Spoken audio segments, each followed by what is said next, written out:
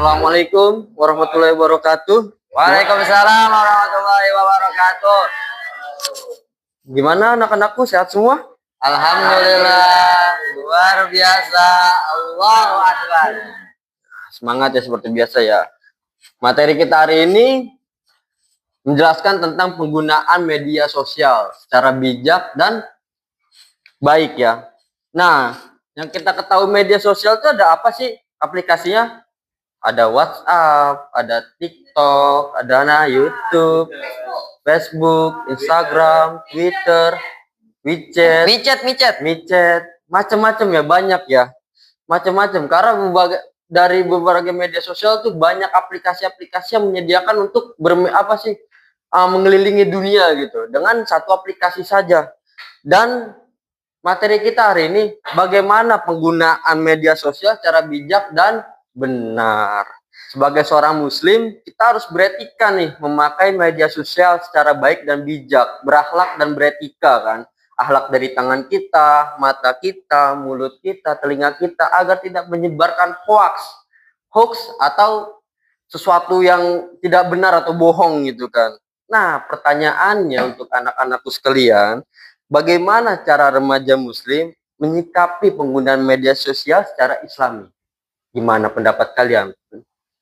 Ya Pak, jawab dengan mengatur akhlak serta bertanggung jawab. Benar. Ada lagi? Lagi teman-teman. Nggak tahu Pak. Nggak tahu. Nah, ya udah. Kita buat kelompok diskusi ya untuk mendiskusikan bagaimana cara remaja muslim menyikapi penggunaan media sosial secara islami. Kita buat dua kelompok ya, satu kelompok 5 orang. Oke, boleh? Ya Pak. Ya, Pak. Ya. Nah, tema diskusinya apa yang kalian ketahui dengan media sosial? Yang kedua, apa yang belum kalian ketahui tentang media sosial? Di case yang ketiga, menyelesaikan masalah dengan terus solusinya apa dari media sosial itu kan. Nah, udah. Ini udah pas kan 5 orang ya udah, kita diskusi kita dimulai.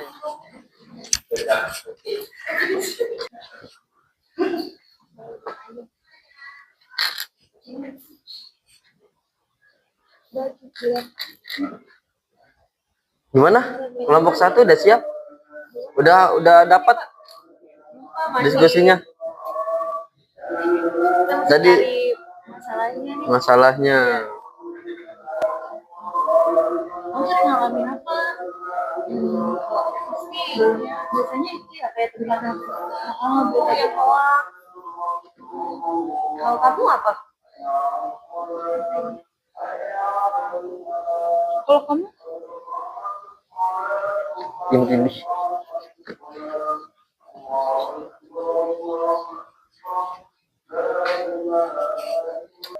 Oke, waktu habis anak-anak ya. Coba presentasikan hasil diskusinya. Kelompok 1 oleh siapa? Ketuanya siapa? Ayo, Faisal Hadi, silakan berdiri. Presentasikan apa yang kalian diskusikan. Ayo. Gimana? Yang ini bawah, paling bawah. Nih. Ayo kelompok 1, sudah dapat jawabannya? Sudah, Pak. Tadi case tadi ada 3 soal ya. Iya, Pak. Saya harap tidak ada yang kurang dan tidak ada yang lebih, semuanya padat, jelas dan singkat ya. Iya, Pak. Ya. Oke, siapa yang mau presentasikan hasil diskusinya? Silakan. Baik, Pak. Saya yang akan mempresentasikannya, Pak. Assalamualaikum warahmatullahi wabarakatuh. Di sini pertanyaannya, apa yang mereka ketahui tentang media sosial? Jadi media sosial itu digunakan sehari-hari untuk berkomunikasi, hiburan, belajar, dan mencari informasi. Ada banyak konten negatif di media sosial seperti fitnah, ghibah, pornografi, ujaran kebencian. Islam juga mengajarkan untuk menjaga lisan, etika dalam berkomunikasi, dan menghindari dosa-dosa seperti ghibah dan menyebar hoax.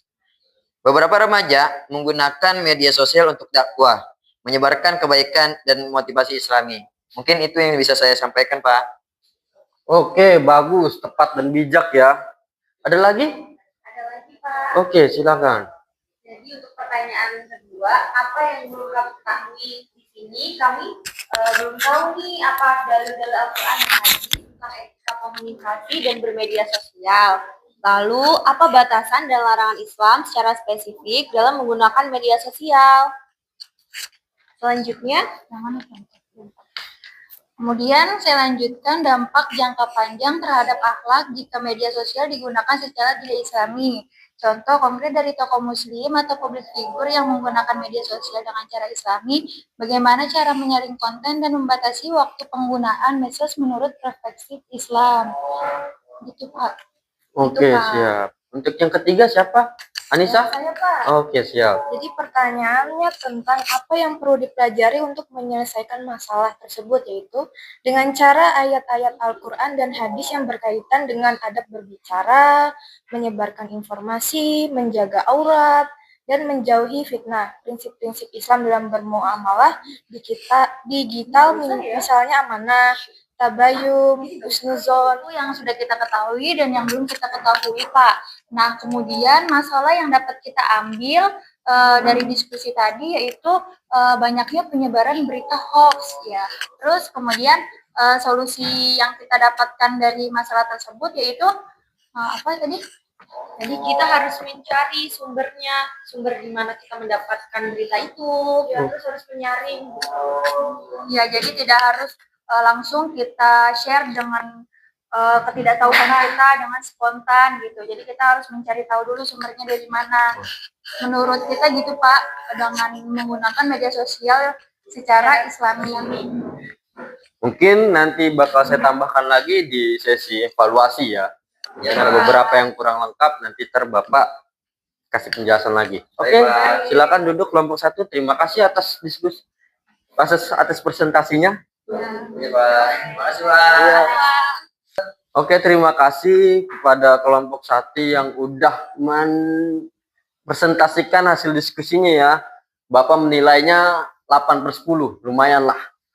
Karena baik juga, terus juga kerjasamanya dapat, detail dari study case-nya juga bagus penyelesaian masalahnya. Nah, kesimpulan daripada bersosial media yang baik, yang mana kita harus berhati-hati terhadap hoax. Sebagaimana Allah Subhanahu wa taala firmankan di dalam surat Al-Hujurat yang bunyinya, ya ayyuhalladzina amanu in ja'akum fasiqun binaba'in fatabayyanu an tusibu qauman bijahalatin fatusbihu ala ma fa'altum nadimin. Yang artinya, wahai orang-orang yang beriman, jika datang kepada kalian orang fasik membawa suatu berita, maka periksalah atau tabayyun kebenarannya agar kalian tidak menimpahkan musibah kepada suatu kaum tanpa mengetahui keadaan yang menyebabkan kalian menyesali perbuatan itu. Dan juga dilengkapi oleh hadis Nabi Muhammad SAW yang mana tentang larangan berdusta. An Abi Hurairah radhiyallahu anhu qala Rasulullah sallallahu alaihi wasallam kafa bil mar'i kadiban ayuhaddatsu bikulli ma sami'a. Yang artinya cukuplah seseorang dianggap pendusta jika dia menceritakan setiap yang dia dengar. Hadis riwayat Muslim. Mungkin itu yang bisa kami simpulkan daripada pentingnya bermedia sosial yang baik. Kurang lebihnya mohon maaf. Wabillahi taufiq wal hidayah. Wassalamualaikum warahmatullahi wabarakatuh.